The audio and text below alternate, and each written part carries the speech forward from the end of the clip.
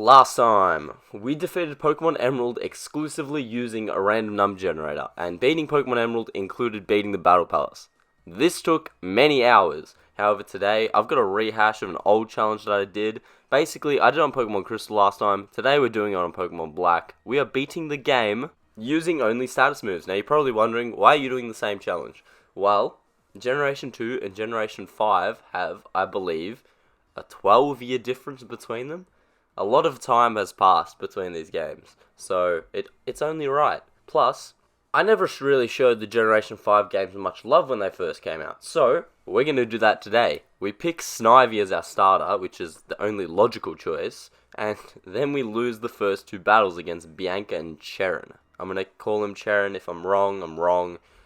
After we lose those battles, we go to Route 1, and we catch ourselves a Patrat, because it eventually learns Hypnosis. However, I do run into a bit of an issue. Now, after Route 1 is the first mandatory battle of the game. So here are the Pokemon that we can catch on Route 1. There's not a very large variety, as you can see. Now, the important moves that are going to help us gain experience, based on our current party, which at the moment consists of Snivy and Patrat, are actually very far away in Gen 5. Snivy learns Leech Seed at level 19, and Patrat learns Hypnosis at level 18. This is a far cry from the Zubat that learns Supersonic at level 6 in Gen 2. And it doesn't help that these are the only Pokemon that we can possibly get experience from. Now, I had the plan that if one of them knew Growl, I would catch it, and then spam Growl and Potions to level up, that way we don't attack it. But Patrat and Lillipup do not learn Growl, they learn Leer instead. Ordino does learn Growl, but it can only be found in Rustling Grass. Quick explanation on Rustling Grass. It's a type of phenomenon introduced in Gen 5 that basically creates different Pokemon spawns. So I went to find some, and then I read up and found out that actually it's only activated once you obtain the first badge of the game. So I'm left with a fairly critical dilemma on my hands. First of all, let's assume the hypothetical of we were actually able to obtain Ordino in our team. We would only get experience from level 2 Patrats. So basically, they would only know Tackle. Tackle is 35 power points, and Patrat's attack would be lowered 6 stages, so it'd only do about 45 to 55 damage in 35 moves.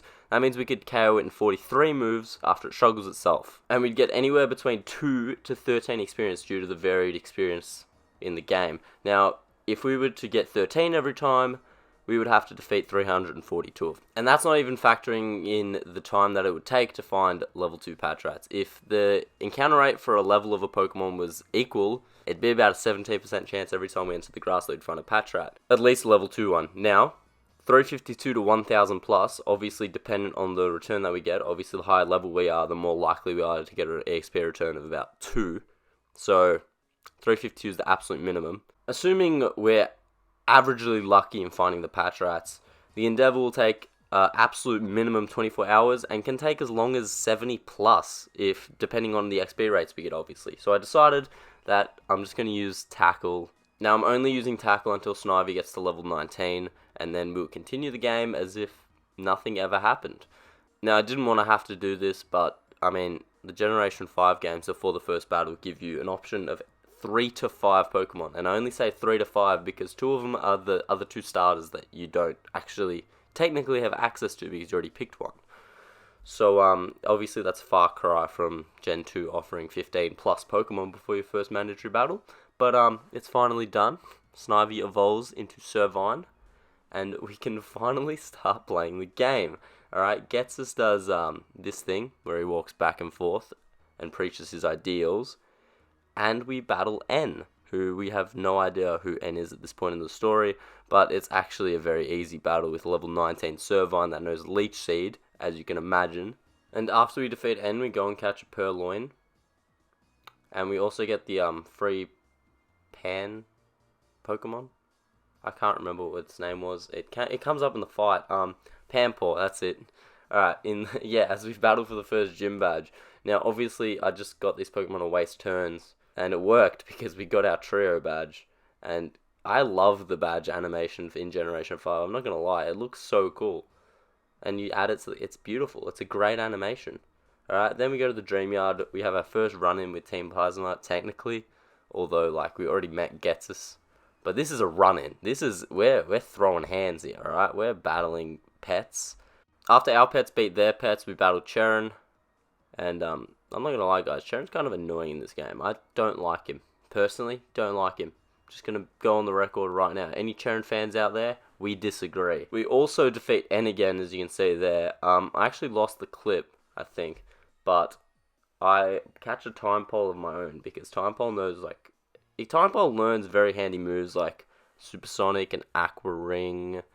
It's a pretty good Pokemon, but N slowly walks away there, and then I enter the gym, and I find my way through the bookshelves, finally battle against Lenora, and yeah, we beat Lenora as well, because we're just that guy. We even beat Lenora with our Pokemon asleep.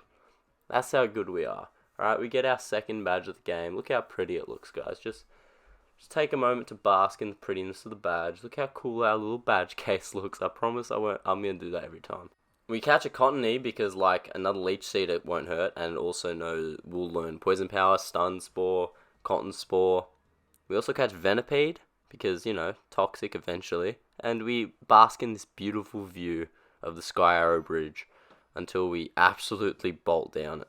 Wheatmare gets us again, and he walks to the left and walks to the right. Then we take on Burr at the gym. Burr was a difficult fight, I'm not going to lie. Burr's Leavanny, I believe it's called. Extremely difficult to fight against, obviously, because it knows it's a grass type, so we can't Leech Seed it. Then we get our badge, put it in our case, of course. We continue our sightseeing trip of Unova by going on this beautiful, beautiful Ferris wheel where N tells us he's the king of Team Plasma. Little do we know, however, what lies ahead is our toughest battle by far. Now, let me explain it to you. There is an ability in this game called Magic Guard, which prevents damage taken from like Leech Seed, prevents damage taken from burns, poison, etc. As you can tell, in a status move only run, this can be quite annoying, because the entire basis of how we play the game is dependent on laying these small chips of damage through poison, through Leech Seed, etc. And as you can tell, it doesn't work. But fear not, because I derived a game plan in order to combat Magic Guard, and it involved evolving the entire team and training them a little bit harder. So we got a Watchog, we got a Palpitoad, I did tell you guys I caught a Time Pole, didn't I? And we got a Whirlipede. Now, this battle was very demotivating. It actually took me 24 days to motivate myself to actually defeat it, but the strategy is we're going to lower Sigilift's defense to the minimum, and then get it to confuse itself, and hopefully it hits itself 3 times, I believe, and it does there, and it took so many attempts, guys. I'm going to be completely honest. It took so many attempts, but we defeated N, we went to Alicia, the model, and we defeated her too. So, 4 badges down, half the game pretty much completed at this point. Get our shiny new badge, put it in its case, of course. Then we get the Sunstone, because we want to evolve our Cottonee into Whimsicott. Then we vibed.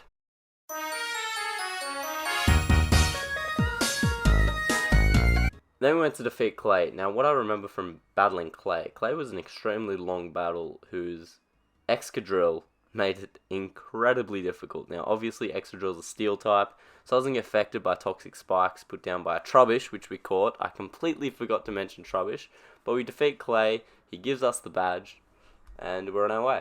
We capture a Ferroseed. We don't end up using it though, but Ferroseed's grass steel and has a very good ability, but is obviously an absolute nightmare for us to come up against, as you'll see in this battle with N, who actually has a Ferroseed. But yeah, we get through his Boulder pretty quickly. As you can see, Trubbish laid down the toxic spikes as it does. Joltik really isn't a problem at all. Again, we just Leech Seed and toxic spike it. And then, Ferroseed. We can't poison it. We can't Leech Seed it. We just have to sit there and try and confuse it, get it down. I lowered its attack 6 stages because I thought it'd probably be better in the long run if it just struggled itself to fainting, which it eventually does. I'm so glad that Ferroseed isn't a more important Pokemon in this game, because this was an absolute nightmare. This took ages. It wasn't even hard. It was just annoying. As you can see, Aqua Ring is set up, so we're healing every time it sometimes hits us. We obviously Sand attacked it down. Then we got Clink, which we can just Leech Seed and win the fight. But, oh my god, we came very close to losing this one, honestly. After about 3.5 hours, we finally beat N, and we catch a Litwick. Now, Litwick's going to be very important in the future. But in the present, we're going to ring the bell. Ding. And Servine evolved into Serperior, and Trubbish evolved into Garbodor. So with those evolutions, we took on Skylar for our 6th gym badge. And Skylar was a fairly straightforward fight. Nothing to really write home about, guys. We kind of just poisoned everything, used Leech Seed on everything, and we got our badge. But we weren't done there. Skylar was so taken aback by our ability to win Pokemon battles that she called us hot stuff. She was flirting with us, guys. Anyways, love life aside, Whirlipede evolved into Scolipede, and Palpitoad evolved into Seismitoad. Pretty cool. Then we took on Bryson for the 7th badge. Now, if you guys are new to the channel, the 7th gym leader is always an absolute cakewalk that we defeat on the first battle. And Bryson is in no way an exception to this rule. We breeze through Bryson, Whimsicott gets level 38, it's a great day for everyone involved, and we get our gym badge. Then we do a lot of the storyline things, including running absolutely everywhere because I don't have fly, and then Getsus does the thing where he slides to the right, slides to the left. Then we go and navigate through this absolute shocking gym puzzle, in my opinion. Like, the gym looks cool, but the puzzle kind of sucks. And then we take on Drayden, and we beat Drayden. And then Drayden gives us the 8th badge of the game. Look how pretty it looks, guys.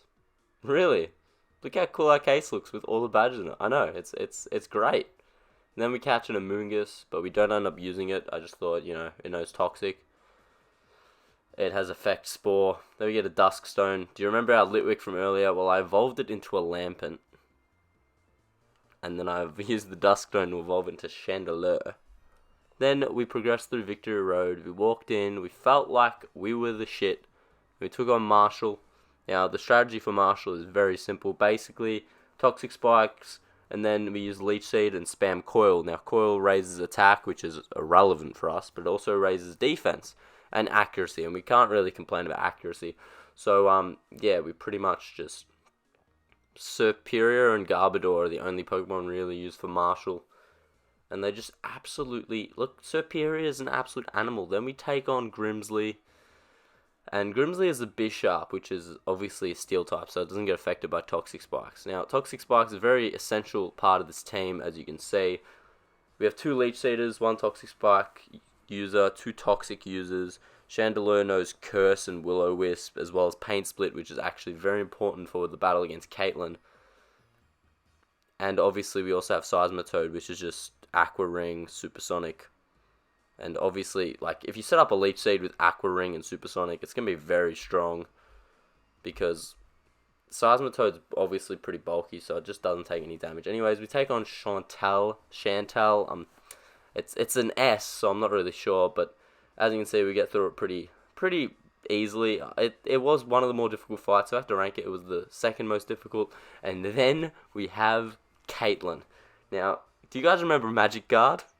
Because Caitlyn has 2 Pokemon that could possibly have Magic Guard. Thankfully, the Sigilyph does not have Magic Guard, but the Reuniclus does.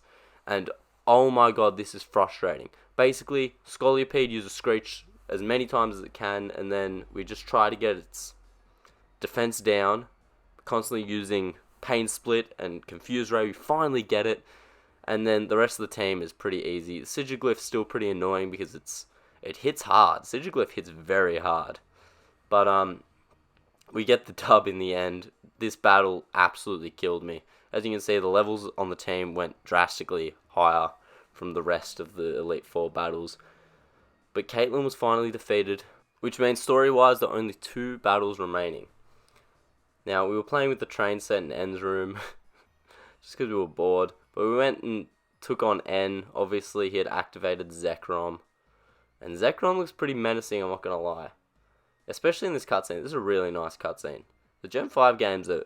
I think the Gen 5 games probably have the best storyline of the entire series, because it's probably the most realistic. But obviously, wherever there's Zekrom, there's also Reshiram, which we catch. But we don't end up using it. The game actually gives us the option whether or not we want to use it, as you can see there. And I go, don't worry about it, guys. My guys can beat your guys. We're better one-on-one. So we battle N, and obviously N opens with Zekrom, which is kind of terrifying, but Did I just say terrifying? Anyways, Zekron's a physical attacker, so Coil and Leech Seed actually clean it up quite well. Obviously, Coil raises defense, which is important for us anyways. Then I send Chandelure out against Vanillux. Vanillux really isn't a problem, but Karakos is kind of annoying, I'm not going to lie. As you can see, it takes out Serperior there, takes out Whimsicott there, and then Garbodor kind of hangs in against it. Obviously, Garbodor also knows Swallow and Stockpile, so that's pretty good for it. Obviously counters its ability, which is quite bad in our playthrough, which is weak armor. So every time it gets hit with physical attack, its defense reduces and its speed increases. Obviously, we want to keep its defense high, so Stockpile kind of helps with that. Anyways, Chandelure takes out Zoroark there, and we defeat N. However, the game is not done, even though N is technically the champion because he defeated Elder. We have to defeat Ghetsis as well. Ghetsis obviously gets very mad. He reveals his true intention of using Team Plasma to take over the world, etc. Anyways, he opens with a Pokemon that's name was banned in the global trade system for a while because it has a slur in it. Very good of Pokemon to be onto that. Seismitoad comes out, and we combat Seismitoad with our own Seismitoad, and it goes pretty well. Guys, this battle was actually fairly difficult. I'm actually not going to lie. A lot of the battles in this game were very difficult, despite obviously being 10 levels higher. But we defeat Ghetsis, and then N gives us this extremely motivational speech that I guess would have had more effect on me when I was like 13 years old playing through the game. And then the credits roll, so the challenge is done. Thank you guys for watching. If you enjoyed it, leave a like, leave a comment if you have a challenge that you want me to do. Pretty open to suggestions. Anyways, guys, have a great day, and I'll see you next time.